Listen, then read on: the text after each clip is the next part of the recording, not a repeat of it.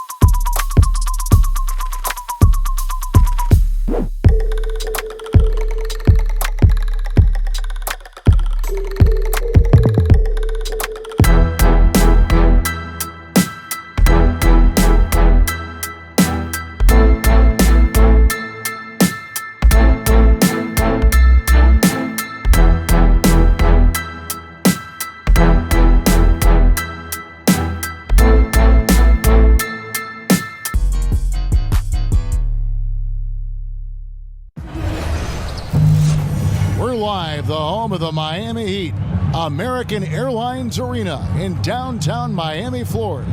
With Brent Barry and Greg Anthony, this is Kevin Harlan, and David Aldridge will be joining us on the sideline as well. And with the road trip approach, the Heat will play their final game of their homestand. Looking at their performance last year, they're about where you'd expect them to be, guys. They'd like to take that next step in a positive direction here, Steve, with a win. And what you love about rivalry games, doesn't matter where the teams are in the standings. This is about pride. Well, as much as guys talk about it and try to downplay it, we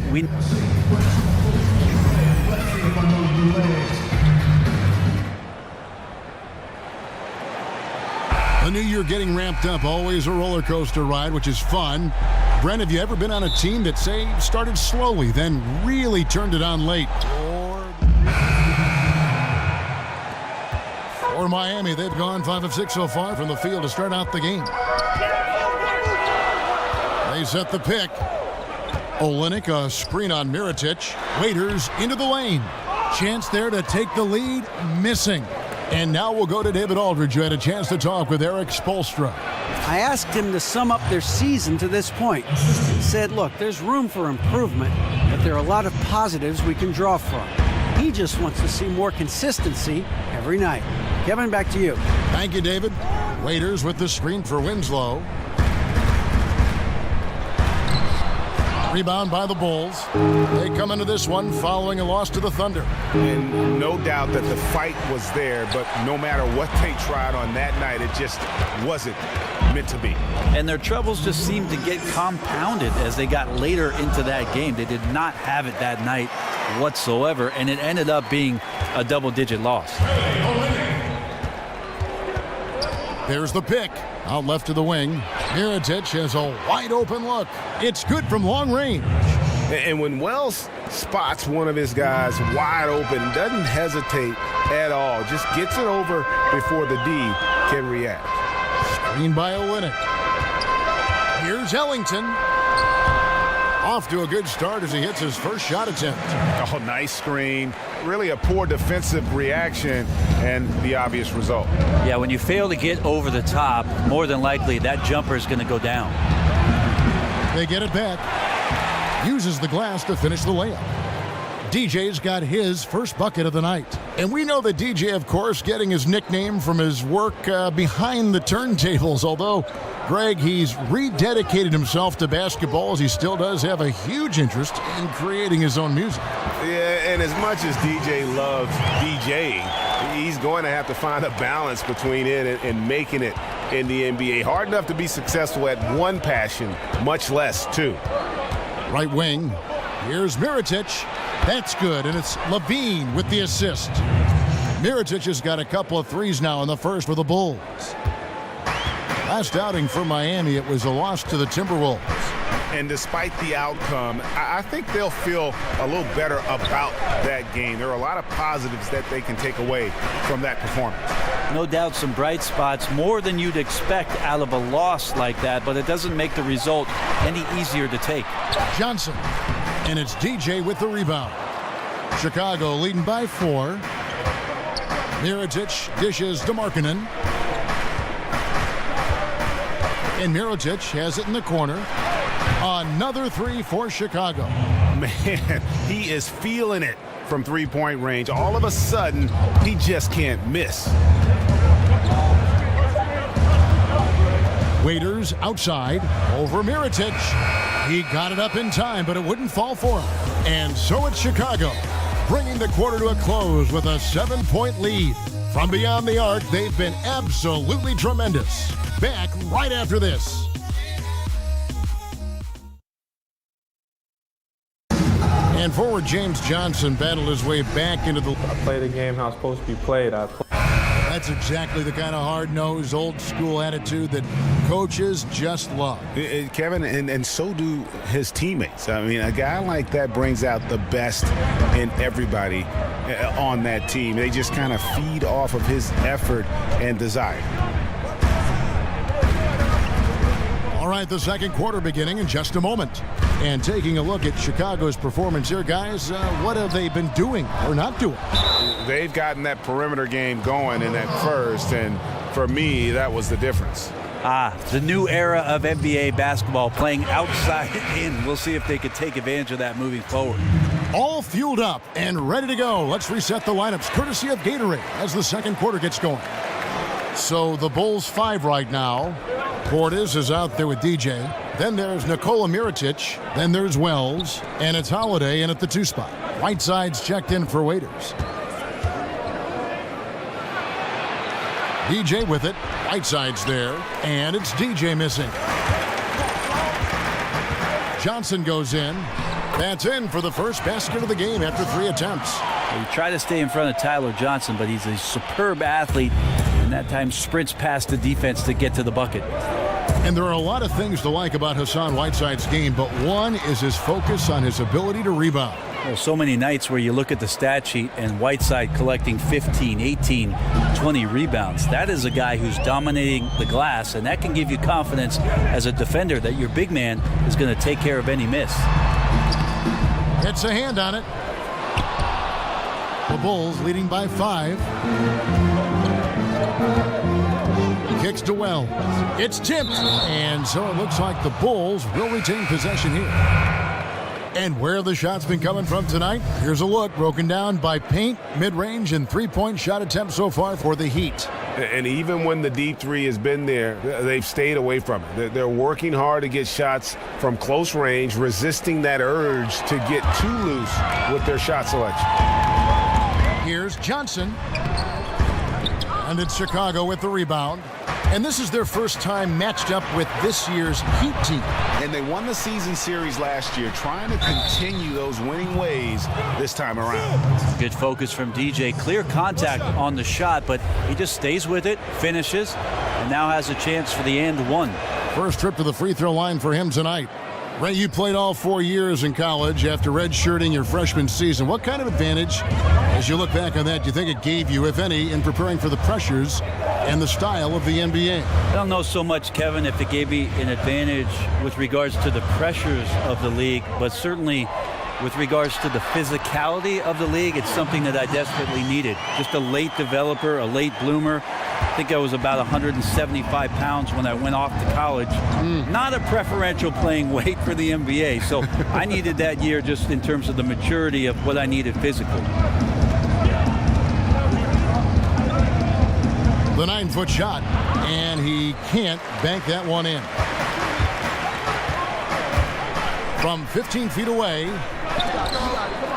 and it's Johnson again missing. Chicago leading by 6. There's the pick. The pass to Holiday. Lets it go with a 3. Goran Dragic grabs the board. Heat have gone only 2 of 7 from the field since the second quarter got underway. On the wing, Johnson. And that's good. And it's Dragic with the assist. Johnson's got his second basket of the night. Now, some guys have a hard time finding their teammates in those possessions. Dragic is always looking to dish to get it to the open man. Chicago making a switch here. Goran Dragic firing on all cylinders for the Miami Heat. He got into double digits for the quarter with 10 points total. And now let's catch up with David Aldridge, who's standing by from the sideline. All right, Dave. Thanks, David. And we'll be back shortly following halftime to get the third quarter underway.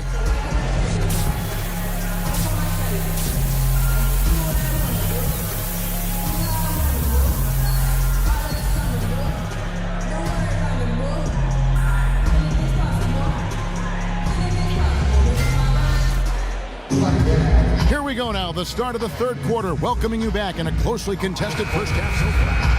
Good look for Miami. Winslow's checked in for Johnson. And it's Tyler Johnson in for Goran Dragic. The Bulls also changing it up. DJ is checked in for Lopez. And Mirotic subbed in for Dwayne Wade. Johnson and Waiters are the guard set. Mickey out there with Whiteside. And it's Winslow in at the 3. That's the group on the floor for Miami. That's a very alert play. DJ getting position inside, knowing he has a chance to get some easy points if he collects the offensive rebound. Mickey passes to Whiteside. Winslow kicks to Waiters.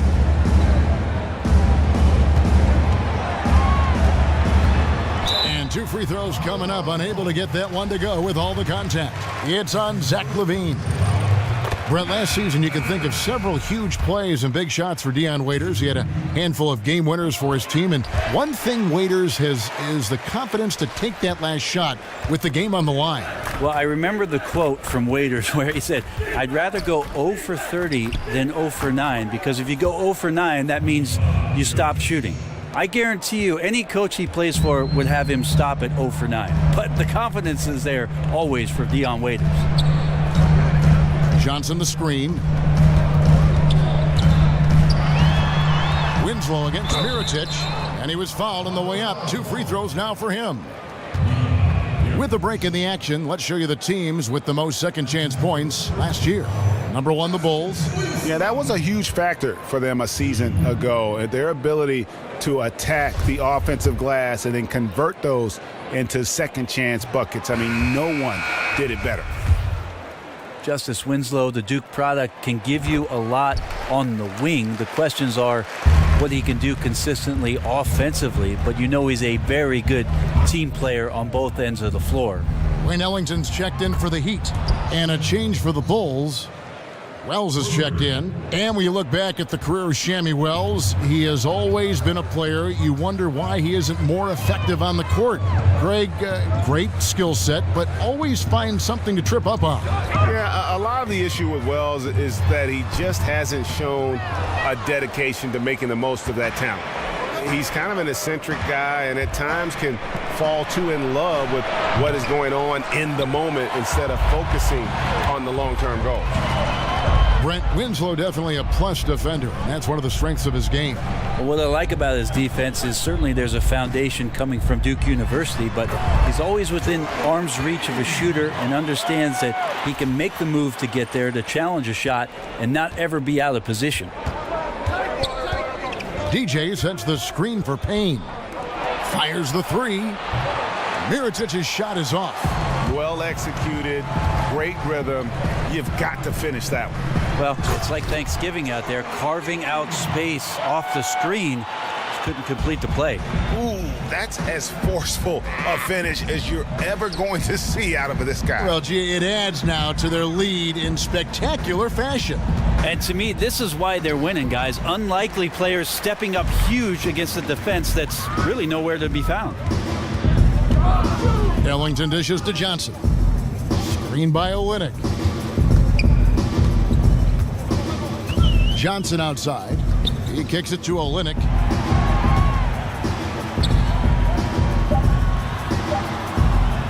Chalk up two there. Olynyk's got 6.